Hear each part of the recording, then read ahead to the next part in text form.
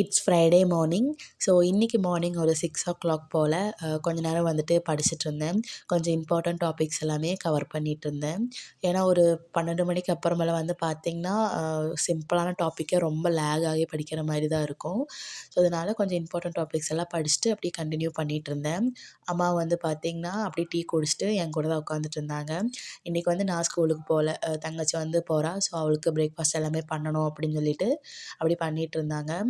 So அப்படியே வந்து பேசிகிட்டு இருக்கும்போது எங்கள் வீட்டில் வந்து பார்த்திங்கன்னா அப்பா அம்மா 2 பேருமே கிராஜுவேட் கிடையாது.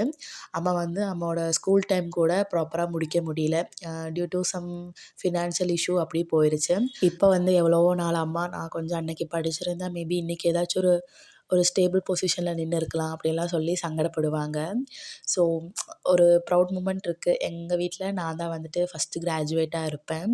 அதெல்லாம் பேசிவிட்டு அப்படியே வந்து பார்த்திங்கன்னா ஆஃப்டர்நூன் வரைய ஆயிடுச்சு. சாப்பிட்டு கொஞ்ச நேரம் வந்து ஃபோன்லாம் பார்த்துட்டு தான் இருந்தேன். ஆஃப்டர்நூனுக்கு மேலே தங்கச்சியுமே வந்துட்டா. ஸோ அவள் ஸ்கூல் பஸ்ஸில் வந்துடுவா. கரெக்டு வந்து 3:30 முடிஞ்சு வந்து ரீச் ஆவா.